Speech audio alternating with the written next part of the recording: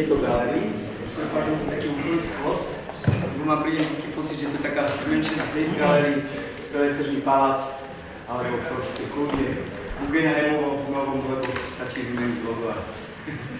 OK, dovolte mi, aby som vás privítal na vernisáži výstavy Jiřího Kornatovského, pri ktorej mám svojím spôsobom vysokú žlu a také, že keď som to mal pred takého môjho emočného vnímania mať takúto výstavu ako v galerii, ktorú kvázi nejako sa môžem rozhodovať, či to bude vystavené, tak nesmiernou cťou, až tak veľkou, že doslova, jak som dnes spomenul, byť svojej koži zavidím sám sebe, že v tejto galérii je Kornatovský. Takže ak dovolíte, ja prítam medzi nami. Prosím ťa, tiež všetké mali možnosť niekedy vidieť práce, ja som mal to šťastie, to je práve, jak som spomenul Veletržný palác, Národná galéria v Prahe, alebo napríklad toto dielo poputovalo tu sveta, pretože bolo v Japonsku a podobne. A nemyslím si, ja to úplne poviem jednoducho, základ absolútne všetkého vo výtvarnom umení je kresba a myslím si, že Jiří nemusí presvedčovať, že je pán kresba, že je to pán umelec. A v takom prípade si dovolím, aby som to neblahotil len ja, pozvať medzi nás kurátorku tejto výstavy, ktorou je Martinka Ivičič, tu medzi nás. Martinka uvedie, že to je jednoducho. Nie, Martinka je teoretička nových médií. Zvláštne, že to vôbec netuším, čo je, ale určite ako teoretička nových médií bude vedieť úplne totálne obsiahnuť staré médiá. A ja v tom prípade odovzdám slovo a poprosím, aby nám trošku priblížila, alebo vlastne vniesla nás do tejto krásnej výstavy, ktorá tak trochu evokuje príbeh vesmíru alebo všetkého, čo si pod tým predstavíte vesmíru.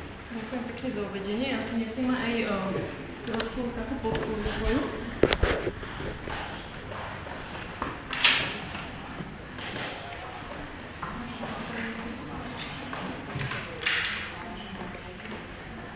A vám to nebude vadiť, lebo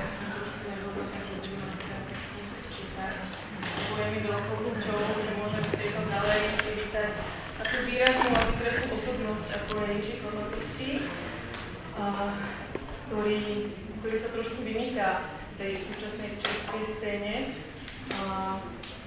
Naviac, neviem, či viete, ale tento rok má svoj jubileum, čiže by som mu chcela týmto aj pogratulovať. Možno táto výstava bude pre ňo takým darčekom, respektíve darčekom možno aj pre nás. Jubilejná a 2 mesiace depresie. Tak ja vám to dostanem.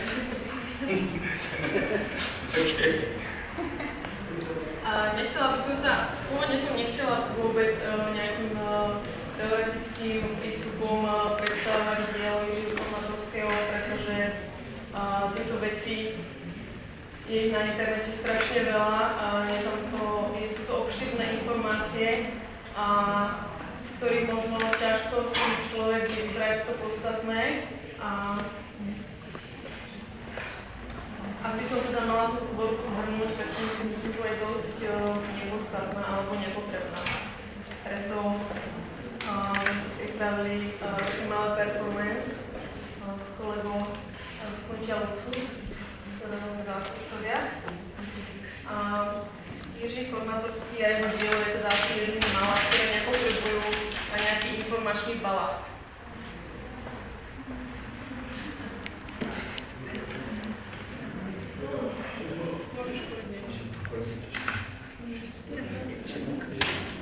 Je performance nesexy baví.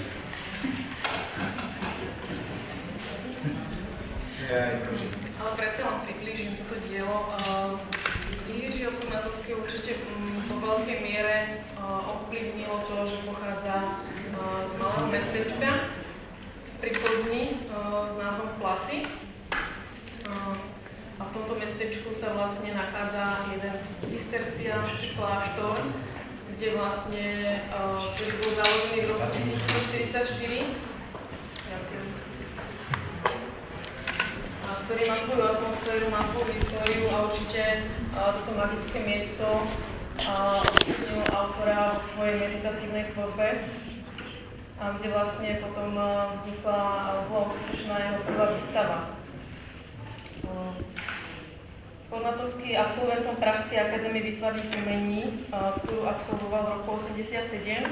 A počas svojich štúdií sa zúčastnil dnes už legendárnych akcií a výstav s názvom Konfrontace. Tie vlastne výrazne ovplyvnili celú českú výtvarnú scénu. Išlo o sériu 6 verejne prevažne neprístupných výstav, ktoré sa konali na rôznych súkromných pozemkoch v rozmedzi rokov 84 až 87. Atmosféra v tej dobe, hlavne na akadémii, bola dosť bezútešná, pretože umelci boli dosť obmedzovaní, hlavne v nejakej výstavnej činnosti, práve preto sa tam diali tieto neoficiálne výstavy, ktorých Jiří bol účastnený. Absurdita teda bola v tom, že umelecké aktivity a ich vystavovanie boli silno potláčané, čiže tí umelci vlastne mali ten svoj umelecký prejav absolútne skresaný. Museli sa naozaj dusiť.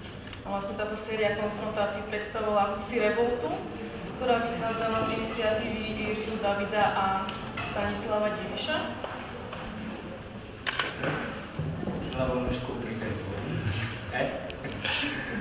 Dneska v tomto priestore nemáme rozlučenie, takže obýval zúčať sa Martina Čiže. Sme na druhej zove. Ako ste si mali možnosť pozrieť meditatívne pôsobiace obrazy a obrovské kresby, na ktorých sa vynímajú určité organické tvary, veľmi ťažko pomenovateľné alebo definovateľné, vystupujú z bielej plochy akoby smerom do priestoru, ako by sa vám chceli prihovoriť. Vznikajú alebo skôr sa rodia, pretože pripomínajú naozaj živé objekty. Pod trpezlivým a sústredeným vrstvením a kumulovaním subtilných línií, na ktoré vlastne využíva autor uhlík, grafit, ale aj tú alebo prepisovačku. Je to ako keby vznášajúce sa organizmy, paradoxne pripomínajú živé mikroorganizmy alebo rôzne živé existencie. Ako sám autor povedal, výtvarné dielo žije vlastným životom a on sám je len vykonávateľom týchto vnútorných podnetov, ktoré mu on samo dáva.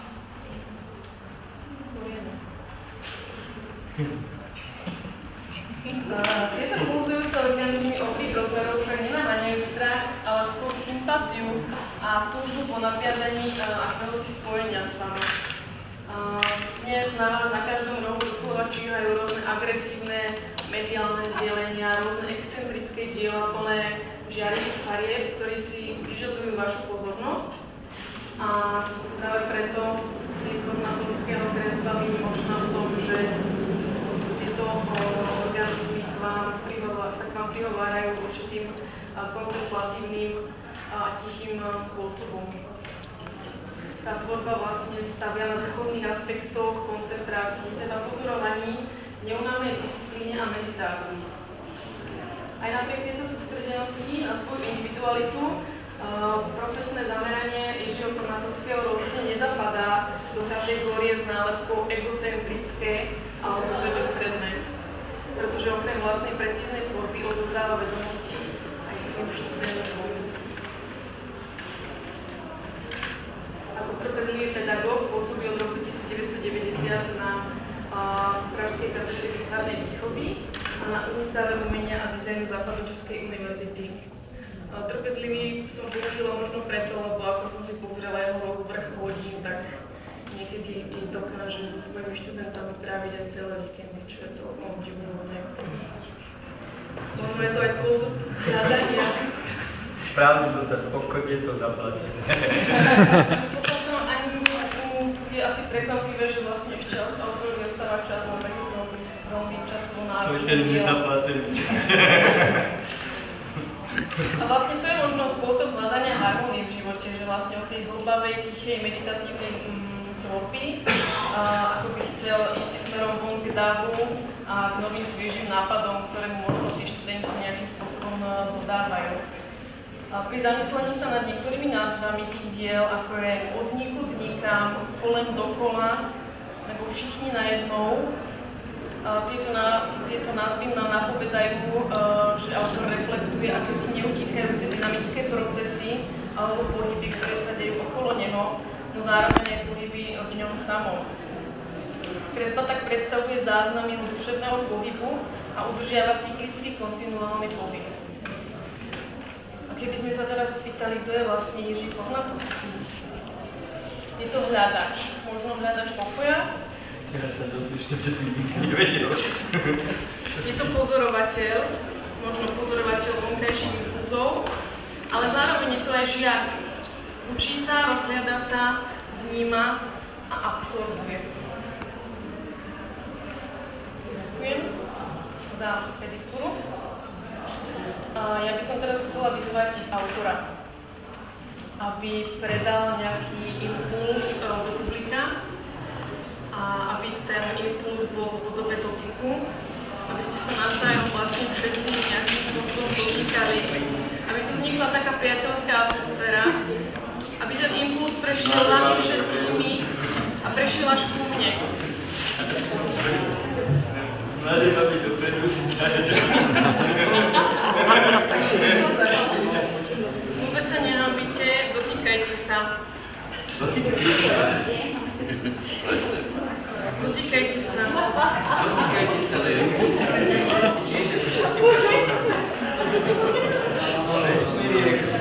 Vesmír je nekonečný.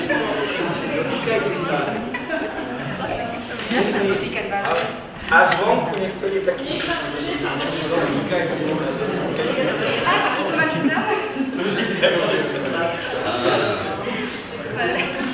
Áno, proste, teraz sa dotýkame, proste splývame s vesmírom, možno tu je odpoveď. Mne sa ten dotyk nedostal, vážený. Áno, môžeme si zavrieť vesmírny druh. Ešte nechápete. Ďakujem. Ja verím, že tu vzniklo nejaká napätie, nejaká atmosféra súdržnosti, možno nejakej pokory a lásky, s ktorou autor určite rád do svojej tvorby vstupuje. A ja by som týmto spôsobom chcela v našej galérii, vo vašej galérii, zanechať fragmenty z tohto momentu. Ešte poprosím, tento fór, prosím vás, kamera, toto kamera. Haló, ste tady.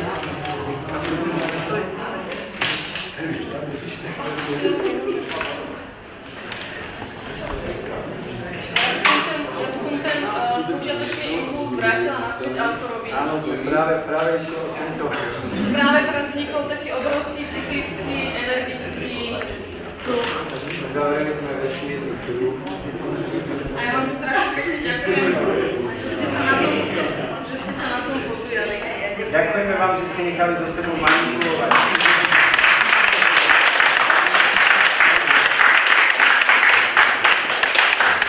Ja sa chcem poďakovať Martinke, ešte uvediem, okrem toho, že som povedal, že je teoretička nových médií, zároveň je doktorantkou na nejakej univerzite. Tá univerzita je v Brne a presne, dôležité sú pocity. Takže ja teraz, Jiří, čo by si povedal na záver? Autor mlčí, autor kreslí, keď má voľný čas a nie sú za to peniaze, tak kreslí. Odovzdám teda slovo ďalším umelcom, ktorí nám trošku urobia atmosféru tohoto neozvučeného priestoru takým pre nás netradičným spôsobom, dvoma gitarami a myslím, že flamenco. Tak, páni, hrajte a vy buďte vítaní, pozvaní klasicky k dobrému vínu. Máme taký letný príbeh, nádhernú palavu a kuve, rozsed kuve od Pavelku, takže užite si to. Pekný večer.